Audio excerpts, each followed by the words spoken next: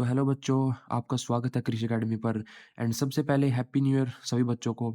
आप इस साल में जो भी कुछ अचीव करना चाहते हो वो सब अचीव करो। अपना नाम रोशन करो, परिवार का नाम रोशन करो, कामयाब बनो।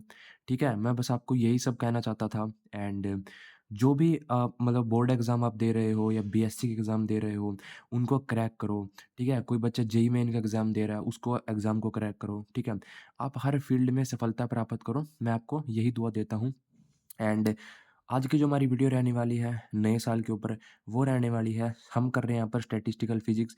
एंड स्टैटिस्टिकल जो फिजिक्स है उसका आज का हमारा टॉपिक रहने वाला है प्लैंक रेडिएशन लॉ। ठीक है, मोस्ट इंपॉर्टेंट आपके लिए जितने मैं टॉपिक आपको करवा रहा हूँ बहुत इंपॉर्टेंट टॉपिक्स हैं। अब तक मैंने बोस आइंस्टाइन स्टैटिक्स लगभग आपको ख़त्म करवा दिया है। ठीक है, एक आधा टॉपिक और बचता है, उसको अगली वीडियो में करवा देंगे। तो लगभग आपकी ना स्टैटिस्टिकल फिजिक्स आधी मैंने आपको करवा दी है बोस आइंस्टाइन स्टैटिक्स के रिलेटेड। ठीक है, तो चलिए आज की वीडियो स्टार्ट करते हैं बिना कोई टाइम वेस्ट करे। तो हमारा जो टॉपिक है यार आज का, प्लैंक रेडिएशन लॉ। यार इंपॉर्टेंट टॉपिक है, पेपर के अंदर आ जाता है, कई बार और के अंदर आ जाता है। ठीक है, डेरिवेशनल ज़्यादा टॉपिक है, थोड़ी बहुत थ्योरी है इस टॉपिक के अंदर। तो चलिए डिस्कस करते हैं टॉपिक को, एनईपी के अकॉर्डिंग सब कुछ मैं आपको करवा रहा हूँ। ठीक है, तो देखो यार, प्लैंक रेडिएशन लॉ के अंदर हमको करना क्या है? तो in Planck radiation law we have to discuss about photon. यार मैं आपको थोड़ा-थोड़ा कांसेप्ट इसका पहले बता देता हूँ। जो हमारा प्लैंक रेडिएशन लॉ होता है ना, ये हमारा ना जो हमने पिछली वीडियो के अंदर पढ़ा था black body radiation. Black body radiation की आगे फर्दर टाइप है। ठीक है, लगभग लगभग आप बोल सकते हो कि ब्लैक बॉडी रेडिएशन के आगे ये एप्लीकेशन है। ठीक है, तो इस लॉ के अंदर ना हमको ज़्यादातर फोटोन के बारे में सीखना है कि फोटोन कैसे होते हैं, फोटोन की कैरेक्टरिस्टिक्स क्या है, फोटोन का नेचर क्या होता है ना। तो हमको लगभग फोटोन के बारे में पढ़ना है प्लैंक रेडिएशन लॉ के अंदर। देखो यार, तो सबसे पहले यहाँ पर मैंने कुछ फोटोन की प्रॉपर्टीज़ हैं वगैरह, ठीक है, वो अब मैंने आपको दे रखी है यहाँ पर। देखो यार, पहली प्रॉपर्टी आपकी, photon are zero rest mass particle. आप सभी को लगभग पता होगा यार कि जो फोटोन आपके होते हैं ना बच्चों, फोटोन आपके जीरो रेस्ट मास पार्टिकल होते हैं। फोटोन का कोई मास नहीं होता है, फोटोन पर कोई चार्ज नहीं होता है, ये बात तो नॉर्मल आपको पता होंगी। They have energy H new. इनकी जो एनर्जी होती है, फोटोन की जो एनर्जी होती है यार, वो कितनी होती है? एच न्यू होती है। ठीक है, पता होगा आपको। एंड मोमेंटम आपका होता है एच न्यू बाई में सी, या इसको मैं लिख सकता हूँ एच सी बाई में लैम्डा। समझ आई बात? अगला पॉइंट देखो। अगला पॉइंट हमको कह रहा है यार, photon have integral spin in form of angular momentum. Photon का जो इंटीग्रल स्पिन होता है यार, वो एंगुलर मोमेंटम की टर्म में होता है, जिसका फॉर्मूला होता है एच अपॉन में 2 पाई। समझ आई बात? They are also called boson particle. ये बात बड़ी इंपॉर्टेंट है बच्चों। आपने टॉपिक पढ़ा है बोस आइंस्टाइन स्टैटिक्स। ठीक है, आपने पढ़ा है जो पार्टिकल बोस आइंस्टाइन स्टैटिक्स को फॉलो करते हैं उनको हम बोसोन्स के नाम से जानते हैं। समझ आई बात? एंड बोसोन्स का जो सबसे बड़ा एग्जाम्पल है, इंपॉर्टेंट एग्जाम्पल है, वो है आपका फोटोन। पेपर के अंदर कंपलसरी पार्ट में भी आ जाता है कि बोसोन का जो सबसे इंपॉर्टेंट एग्जाम्पल है ना, उसको थोड़ा ब्रीफ में डिस्कस करो। तो आपको यहाँ पर फोटोन को ब्रीफ में डिस्कस करना पड़ेगा। ठीक है, आगे देखते हैं। अगला पॉइंट है यार हमारा, यहाँ पर मैंने स्पेशली इंपॉर्टेंट मेंशन किया हुआ है, मोस्ट इंपॉर्टेंट पॉइंट है। मुझे यहाँ पर जब लगता है लगभग 100% चांस है, जो ये वाला ये पॉइंट है ना आपका, ये आपका कंपलसरी क्वेश्चन के अंदर आने वाला है। क्वेश्चन आएगा, जो फोटोन पार्टिकल होते हैं, फोटोन पार्टिकल के आपने ना कंस्ट्रेंट बताने हैं। क्या बताने हैं बच्चों? कंस्ट्रेंट। आपने फोटोन पार्टिकल के कंस्ट्रेंट लिखने हैं। अगर ये क्वेश्चन आ गया ना, तो आपको एज इट इज ये पॉइंट लिख देना है। देखो यार, फोटोन क्या होते हैं? Photon there are indistinct particle from each other. जो फोटोन पार्टिकल आपके होते हैं, ये आपके ना एक जैसे पार्टिकल होते हैं लगभग। ये आपके आइडेंटिकल पार्टिकल माने जाते हैं। ठीक है, एक दूसरे से ज़्यादा डिफर नहीं करते हैं। बिल्कुल बिल्कुल लगभग यार एक समान से पार्टिकल होते हैं, इनडिस्टिंक्ट पार्टिकल होते हैं photon from each other and inside a hollow enclosure. याद करो, टॉपिक को थोड़ा थोड़ा रिवाइज करो। जब हमने पढ़ा था ब्लैक बॉडी रेडिएशन, कि हमने देखा था यार ब्लैक बॉडी रेडिएशन के अंदर हमने ना एक होलो एनक्लोजर बनाया था। याद आ रही है टॉपिक? पीछे रिवाइज करता रहा करो। ठीक है, अगर आप रिवाइज नहीं करोगे ना, तो चीज़ें बिल्कुल आपकी माइंड से स्किप होती चले जाएंगी। ठीक है, आपने कंसिस्टेंसी मेंटेन करनी है अपनी स्टडी के अंदर। न्यू ईयर पर रेजोल्यूशन बना लो सभी बच्चे कि हमने ना कंसिस्टेंट बनना है। कंसिस्टेंसी दिखाओ पढ़ाई के अंदर। एक नॉर्मल कंसिस्टेंसी अगर आप मेंटेन करोगे ना, तो आप किसी भी एग्जाम को बड़ी इजीली क्रैक कर सकते हो। ये तो भाई मेरा मानना है। मैंने जब जितने भी अब तक एग्जाम दिए हैं उनके अंदर यही फंडा अप्लाई किया और सफलता पाई है। ठीक है, आगे देखो, and inside a hollow enclosure number of photon can never be constant.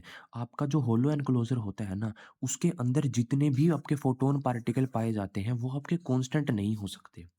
अब तक हमने जब तक जहाँ से हमने स्टैटिस्टिकल फिजिक्स स्टार्ट करी थी, तो हमने ये बात पढ़ी थी कि भाई कोई गैसीय सिस्टम है या कोई भी हमारा सिस्टम है, उसके अंदर नंबर ऑफ पार्टिकल हमारे हमेशा कांस्टेंट रहते हैं। पढ़ी थी ना बात ये। लेकिन जो नंबर ऑफ फोटोन पार्टिकल है ना, फोटोन पार्टिकल, ये आपके कभी भी कांस्टेंट नहीं हो सकते हैं किसी भी होलो एनक्लोजर के अंदर। मैंने पिछली वीडियो के अंदर ना आपको एक बताया था, एक नाम बताया था। होलो एनक्लोजर का दूसरा नाम क्या होता है? एक ब्लैक बॉडी। ब्लैक बॉडी बोल लो, होलो एनक्लोजर बोल लो, बात तो मेरे प्यारे बच्चे एक ही है। समझ आई बात? आगे देखो, but total energy of photon is always constant. बड़ा ईज़ी फंडा है, लेकिन बड़ा इम्पोर्टेंट है। टॉपिक क्या कह रहा है हमको? टॉपिक कह रहा है ये कि फोटोन किसी होलो एनक्लोजर के अंदर कांस्टेंट नहीं हो सकते हैं, लेकिन जो फोटोन की एनर्जी है ना बच्चों, वो आपकी कांस्टेंट हो सकती है। समझ में आ रही है बातें? कि फोटोन आपके कांस्टेंट नहीं हो सकते, लेकिन जो फोटोन की टोटल एनर्जी है, वो आपकी हमेशा कांस्टेंट होती है किसी भी होलो एनक्लोजर के अंदर। अब इनको मैं अप्लाई करके आपको दिखाता हूँ। देखो, ये मेरा बन गया डीएन। डीएन मेरा क्या होता है? Number of photon, number of particle, summation I की वैल्यू 1 से k तक। हमने पीछे पढ़ा था बीई, जब हमने स्टैटिक्स पढ़ी थी, जो मैंने टॉपिक आपको कराया था उसके अंदर बताया था, डिटेल में बता रखा है, वीडियो देख सकते हो आप, कि ये इसका मतलब क्या होता है। DNI is equal to not zero. देखो, डीएनआई का मतलब है नंबर ऑफ पार्टिकल। क्या मतलब है बच्चों? नंबर ऑफ पार्टिकल, यानी जो आपके नंबर ऑफ फोटोन है ना, नंबर ऑफ फोटोन पार्टिकल भी आप यहाँ पर कंसीडर कर सकते हैं। नंबर ऑफ फोटोन पार्टिकल आपके कभी भी जीरो नहीं होते हैं। समझ आई बातें? कि अगर आप डीएन करोगे, समीशन आई की वैल्यू 1 से k लिखोगे, नंबर ऑफ जो फोटोन पार्टिकल आपके कभी भी कांस्टेंट नहीं होंगे। ठीक है? इसका मतलब ये है। आगे देखो, आगे हमको क्या कह रहा है ये? एंड डीयू, जो डीयू है आपका, डीयू का क्या मतलब होता है? समीशन आई की वैल्यू 1 से k तक है। यहाँ पर जो आई की वैल्यू वैरी करेगी 1 से k तक चलेगी। यूआई इंटू में डीएनआई, इसका मतलब है फोटोन पार्टिकल की टोटल एनर्जी। क्या मतलब है इसका? इसका मतलब है बच्चों, फोटोन पार्टिकल की टोटल एनर्जी आपकी कांस्टेंट हो सकती है। जैस यहाँ पर जो मैंने चीज़ें लिख रखी है ना, ये दोनों, ये मैंने इस जो ये मैंने पॉइंट समझाया था आपको, थर्ड पॉइंट, इंपॉर्टेंट जो पॉइंट है, वहाँ से मैंने चीज़ें यहाँ पर डिराइव कर रखी हैं। समझ रहे बातों को? यूआई डीएनआई आपका जीरो हो सकता है। अब आपने ना आपको अगर याद हो, हमने जब बीई स्टैटिक्स का डिस्ट्रीब्यूशन लॉ पढ़ा था, जब मैंने वीडियो के अंदर भी यहाँ पर बता रखा है, आप वीडियो को चेकआउट कर सकते हो, कि जो आपका डी लॉग डब्ल्यू होता है ना, डी लॉग डब्ल्यू, डब्ल्यू यहाँ पर क्या है? थर्मोडायनामिक प्रोबेबिलिटी, जिसका दूसरा नाम क्या होता है बच्चों? फ्रीक्वेंसी होता है। एंड ये आपका बराबर किसके होगा? इज इक्वल टू होगा यार ये हमारा समीशन आई की वैल्यू 1 से k तक। ठीक है? log ni plus ji I minus में log ni। अभी आप इसको स्किप कर दो, इस चीज़ पर ध्यान मत दो, जो बीटा यू आई लिखा है ना, अभी इसको स्किप कर दो। आपने बोस-आइंस्टाइन स्टैटिक्स से क्या ये इक्वेशन पढ़ी है? बिल्कुल पढ़ी है यार। अगर आप रिवाइज़ करोगे तो आपको याद होगा। डी लॉग डब्ल्यू था आपका यहाँ पर log ni प्लस जी माइनस में log ni। समझ आई बात? अब देखो, मैं इसको ना माइनस बीटा से मल्टीप्लाई करूँगा। समझ आई बात? ये इम्पोर्टेंट डेरिवेशन का पार्ट है, इसको आपको डायरेक्ट याद करना पड़ेगा। हम इसको माइनस अल्फ़ा से करते हैं, इसको माइनस बीटा से मल्टीप्लाई करते हैं, फिर हम इन दोनों को इस इक्वेशन के अंदर ऐड करते हैं, ठीक है? लेकिन अब ये तो मेरा ज़ीरो के बराबर नहीं है, तो इसको तो मैं माइनस अल्फ़ा से मल्टीप्लाई नहीं कर सकता। बचा क्या मेरे पास? मेरे पास बची ये वाली इक्वेशन, तो इसको मैं माइनस बीटा से मल्टीप्लाई करके इस इक्वेशन के अंदर मैं ऐड कर दूँगा। तो देखो मैंने ऐड कर रखी है ये। log ni प्लस जी आई इतना मेरा सेम रहा। ये हो गया मेरा माइनस में बीटा यू आई, एंड पूरी इक्वेशन से बच्चों मैंने डी एन आई यहाँ पर कॉमन ले लिया है। ठीक है? इसके अंदर डी एन आई है, यहाँ पर डी एन आई है, यहाँ पर डी एन आई है, तो मैंने सब में से कॉमन ले लिया एंड बीटा यू आई यहाँ पर मैंने ऐड कर दिया। अब मैं इसको इक्वेट टू ज़ीरो करूँगा। समझ आई बात? जब डिस्ट्रीब्यूशन हमने पढ़ा था उसके अंदर बताया था मैंने, हम इक्वेट टू ज़ीरो क्यों करते हैं? ताकि हम अपना मोस्ट प्रोबेबल डिस्ट्रीब्यूशन निकाल सकें। समझ आई बातें? आगे देखो, तो मैंने यहाँ पर इक्वेट टू ज़ीरो करके ये इक्वेशन लिख दी। मेरा यहाँ पर इक्वेशन बनी log ni प्लस में जी आई माइनस में log ni, एंड माइनस मेरा यहाँ पर बना beta U I is equal to मैंने पुट कर दिया ज़ीरो के। अब आगे देखते हैं। अब आप यहाँ से देख सकते हो, जो यहाँ पर मैंने फ़ॉर्मूला लगा दिया log m माइनस में log n, कितना फ़ॉर्मूला होता है उसका? log m बटे n, ठीक है? तो यहाँ पर मैंने फ़ॉर्मूला अप्लाई कर दिया यहाँ पर, log ni प्लस gi बटे मेरा आ गया ni and is equal to मेरा यहाँ पर रहा बीटा ui, ठीक है? अब इस इक्वेशन को सोल्व कैसे करेंगे? मैंने पिछली वीडियो के अंदर भी बता रखा है, जब हमने बीई डिस्ट्रीब्यूशन लॉ पढ़ा था, यहाँ पर हम ना एक्सपोनेंशियल ले लेते हैं। हमने दोनों साइड यहाँ पर एक्सपोनेंशियल ले लिया है एंड यहाँ से जैसे मैंने एक्सपोनेंशियल लिया, तो ई से मेरा log कैंसल हो जाएगा। यहाँ पर इक्वेशन कितनी बचेगी मेरी? ni से मेरा ni कट जाएगा, यहाँ पर मेरा 1 बचा, प्लस मेरा एज इट इज़ रहा, gi बटे मेरा ni आ गया, इज़ इक्वल टू देखो यार क्या हुआ, यहाँ पर मैंने एक्सपोनेंशियल जैसे लिया ना, तो e की पावर में यहाँ पर चला गया बीटा ui। क्या ये कंसेप्ट आपके क्लियर है? आप कहोगे सर बिल्कुल क्लियर है, ठीक है, नॉर्मल सा कंसेप्ट है यार, कोई दिक्कत वाली बात नहीं है। आगे देखो, अब जैसे मैंने इस इक्वेशन को सोल्व किया ना, यहाँ से मेरी ni की वैल्यू कितनी आ गई? आपको मेन फोकस इस इक्वेशन पे करना है। ni की आपकी यहाँ पर वैल्यू आ जाएगी gi बटे आपका होगा e की बीटा ui माइनस में 1। क्या आपको टॉपिक रिवाइज़ हो रहा है? ठीक है, आपने एक टॉपिक पढ़ रखा है, मैंने वीडियो डाल रखी है उसकी, बोस-आइंस्टाइन डिस्ट्रीब्यूशन लॉ, ठीक है?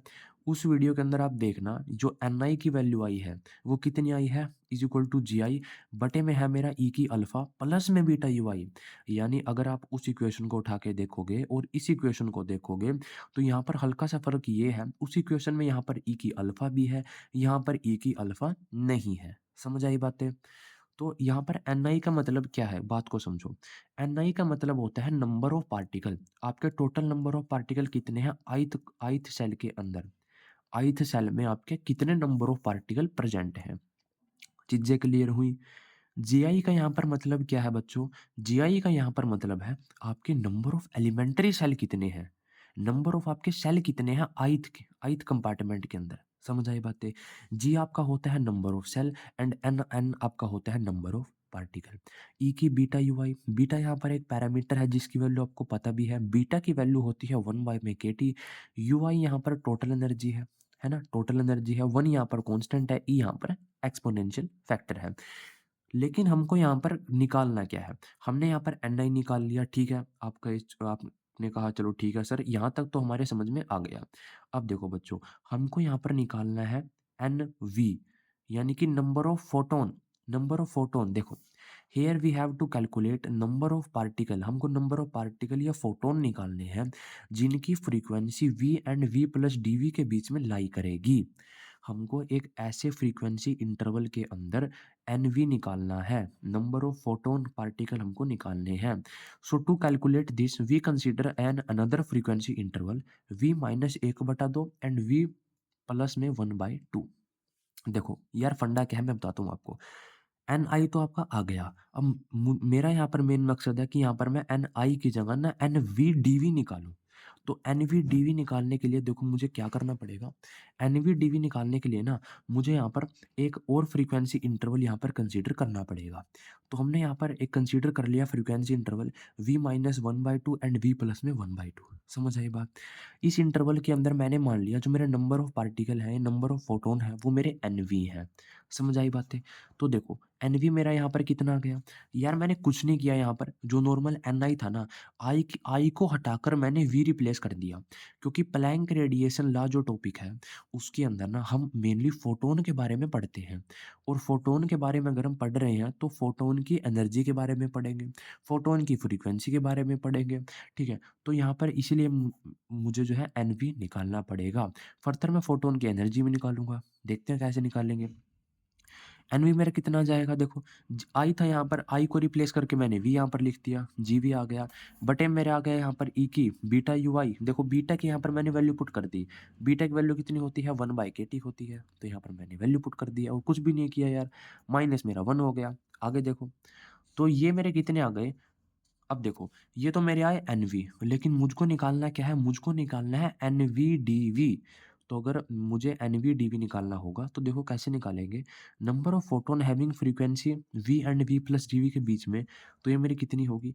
भाई कुछ नहीं करना आपको, एनवी की वैल्यू आ गई ना, तो एनवी के साथ में आपने डीवी मल्टीप्लाई कर देना है। डीवी मल्टीप्लाई कर दिया, तो यहाँ पर जीवी के साथ में क्या आ जाएगा? डीवी आ जाएगा। कोई मुश्किल लगी? कोई मुश्किल बात नहीं है। बटे मेरा ई की जो यूआई था, अब देखो यूआई तो है मेरी यार नॉर्मल एनर्जी, लेकिन प्लैंक रेडिएशन जो लॉ है वो टोटली हमारा फोटोन पर बेस है, ठीक है? तो फोटोन की एनर्जी मुझे यहाँ पर लिखनी होगी एंड आप सभी को पता है फोटोन की एनर्जी कितनी होती है? एच न्यू होती है। तो यहाँ पर मैंने यूआई की जगह यहाँ पर एच न्यू लिख दिया। समझ आई बात? बटे मेरा केटी है माइनस मेरा 1 है। कोई दिक्कत? कोई भी दिक्कत नहीं है भाई किसी को। ठीक है। एनवी-डीवी को यहाँ पर मैं डीएनवी भी लिख सकता हूँ। ये थोड़ा इम्पोर्टेंट सा मुझे लगा तो मैंने आपको बता दिया, ठीक है।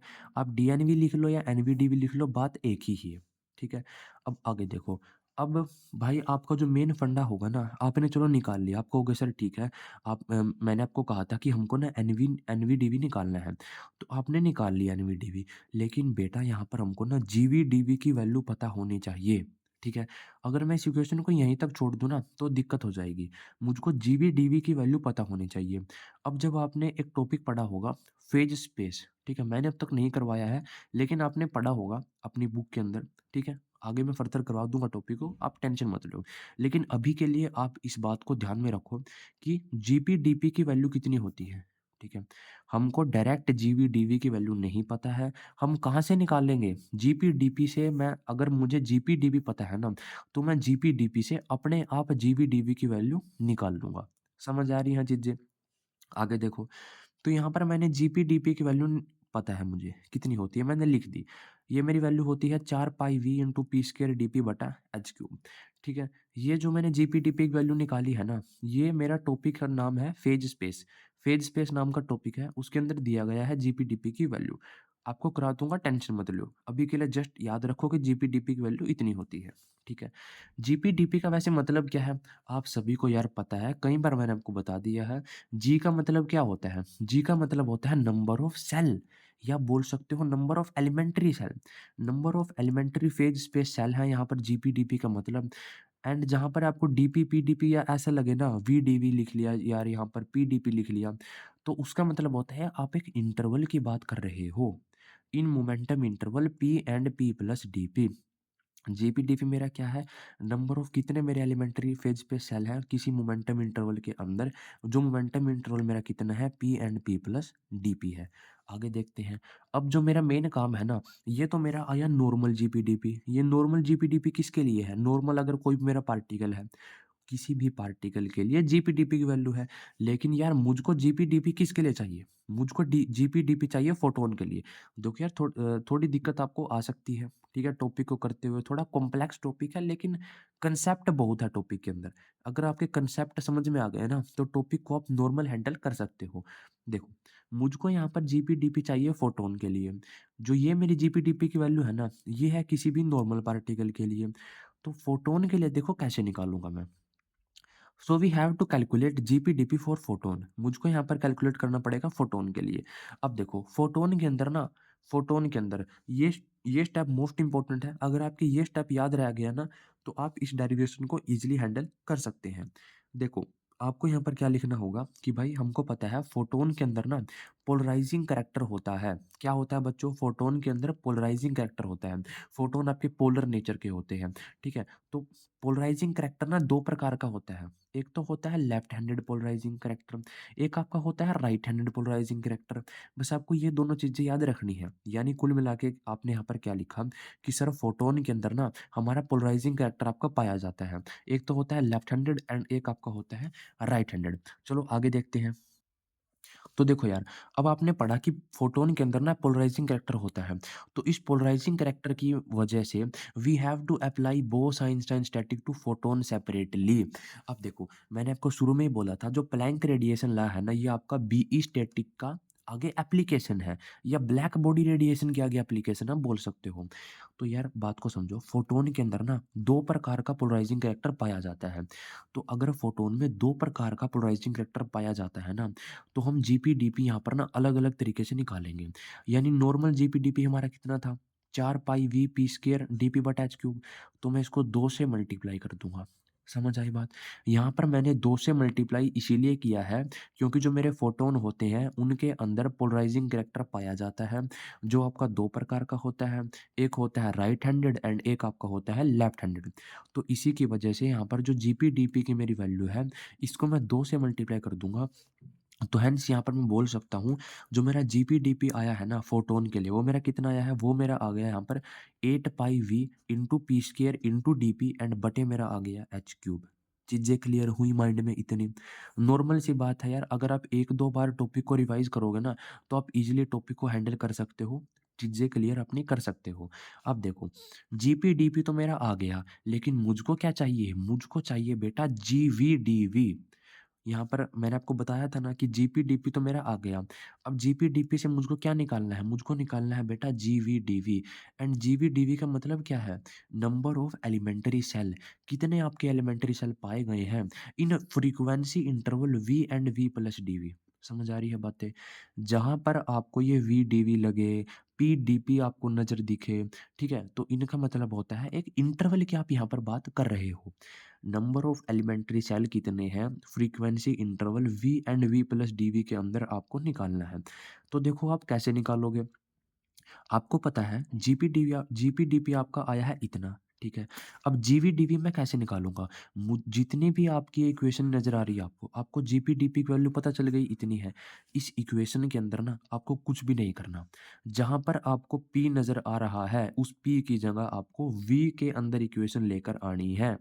अब देखो, आपको पता है पी आपका कितना होता है मोमेंटम फोटॉन के लिए एच न्यू बाई सी होता है एंड डीपी आप कैसे निकालोगे? यहाँ पर इसका डेरिवेटिव कर दोगे, एच बटे सी मेरा बाहर आ जाएगा, वी का डेरिवेटिव करोगे तो डीवी आ जाएगा।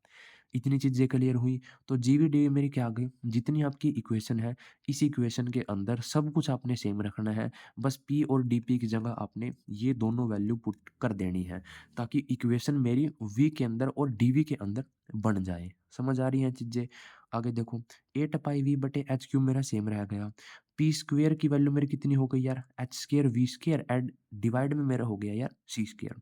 डीपी की जगह मेरी क्या वैल्यू आ गई? H divide by C into DV आ गया। देखो, एच क्यूब से मेरा एच क्यूब कैंसल आउट हो गया, ठीक है? कुल मिला के जीवी-डीवी मेरा बना 8 पाई वी, ये कैपिटल वी है। कैपिटल वी होता है वॉल्यूम, ये टोटल वॉल्यूम है सिस्टम का। ये आपकी फ्रीक्वेंसी है, ये वॉल्यूम है, ये आपकी फ्रीक्वेंसी है, ठीक है? इनके अंदर कन्फ्यूज़ नहीं होना, ये कैपिटल वी है, ये स्मॉल वी है, ये फ्रीक्वेंसी डिनोट कर रहा एंड ये आपका वॉल्यूम डिनोट कर रहा। आगे देखते हैं, अब आपको जीवी-डीवी की वैल्यू कहाँ पर पुट करनी होगी? जो हमने इक्वेशन निकाली है डीएनवी, जो हमने इक्वेशन पढ़ी है ना डीएनवी की, उस इक्वेशन के अंदर आपको जीवी-डीवी की वैल्यू पुट करनी होगी। तो देखो कैसे करेंगे? मैंने बिल्कुल एज़ इट इज़ सेम यही वैल्यू पुट कर दी। 8 पाई कैपिटल वी इंटू में स्मॉल वी स्क्वायर इंटू में डीवी बटे मेरा सी क्यूब हो गया एंड यहाँ पर आपको पता है ई की एच न्यू बटे के टी माइनस वन था। नॉर्मल इक्वेशन उठाई एंड वैल्यू मैंने सब्स्टिट्यूट कर दी। अब देखो, अगर आप यहाँ पर इक्वेशन को छोड़ दोगे तब भी आपका कोई क्वेश्चन आप गलत नहीं होगा, ठीक है? पूरे मार्क्स मिलेंगे। लेकिन अगर आप फर्दर सोल्व करना चाहो तो कर सकते हो। देखो कैसे? अगर आप ईवी-डीवी यहाँ पर निकालना चाहो, ईवी-डीवी का क्या मतलब होता है? Total amount of energy per unit volume of radiation, कि अमाउंट ऑफ एनर्जी कितनी है पर unit volume of radiation lying between frequency.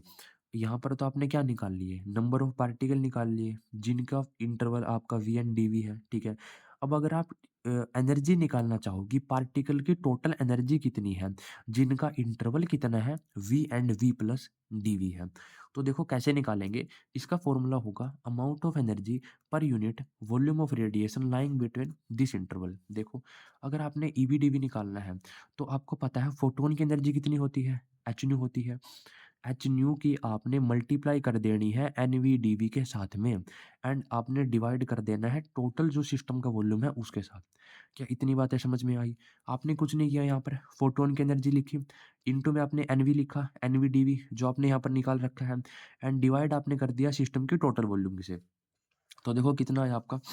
यहाँ पर मैंने कुछ नहीं किया, नॉर्मल एच न्यू बटे वी मैंने बाहर निकाल लिया एंड एनवी-डीवी की जो ये वाली वैल्यू है मैंने यहाँ पर सब्स्टिट्यूट कर दी।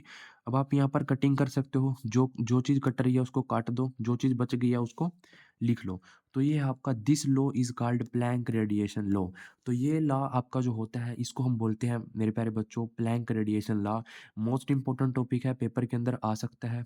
ठीक है, 2-3 बार रिवाइज़ कर लेना, हो जाएगा, ईज़ी है। आगे देखो, अगर आप यहाँ पर छोड़ दोगे कोई दिक्कत नहीं है। अगर आप लैम्ब्डा की टर्म में निकालना चाहो तो वो भी निकाल सकते हो। लैम्ब्डा आपका क्या होता है? वेवलेंथ होता है। अगर आप ई वी डी वी की जगह अगर आप लिख लो ई लैम्ब्डा डी लैम्ब्डा, आपने कुछ नहीं करना। जो आपकी equation E V D V की आई है, यहाँ पर वी को हटाकर जो फ्रीक्वेंसी है ना, फ्रीक्वेंसी को हटाकर लैम्ब्डा पुट कर देना है। देखो यहाँ पर मैंने क्या कुछ किया। आपको पता है फ्रीक्वेंसी की वैल्यू कितनी होती है? सी बाय में लैम्ब्डा। तो आप वी की जगह सी बाय में लैम्ब्डा पुट कर दो एंड डीवी की जगह माइनस सी बाय में लैम्ब्डा स्क्वायर पुट कर दो। जो माइनस है ना, आपने माइनस बाहर निकाल लेना है, ठीक है? आपने इक्वेशन के अंदर माइनस को शो नहीं करना। वैसे आपको यहाँ पर देखो माइनस साइन क्या डिनोट कर रहा? Here negative sign show that अगर आपका डीवी पॉजिटिव है तो डी लैम्ब्डा आपका क्या होगा? नेगेटिव होगा। नॉर्मल सी बात है यार, ठीक है? लिखना चाहो तो लिख लो, नहीं अगर आप यहाँ पर छोड़ दोगे तो कोई दिक्कत नहीं है। तो ये था आपका सारा का सारा प्लैंक रेडिएशन लॉ एंड आज की वीडियो में बस इतना ही। वीडियो अच्छी लगी हो तो लाइक कर देना, चैनल को सब्सक्राइब कर देना एंड जो भी आपका दोस्त वगैरह, ठीक है, कोई भी बीएससी स्टैटिस्टिकल फिजिक्स की तैयारी कर रहा है या बीएससी की तैयारी कर रहा है तो आप हमारे चैनल के बारे में बता सकते हो, उनको रिकमेंडेशन दे सकते हो कि ठीक है, वीडियो शेयर कर सकते हो, नोटिफिकेशन ऑन कर देना। तो थैंक यू एंड फिर से हैप्पी न्यू ईयर 2025 सभी बच्चों को। ये साल आपके लिए बहुत अच्छा रहे एंड आप इस साल में सफलताओं को छुए। ठीक है, तो थैंक यू। जय हिंद, जय भारत।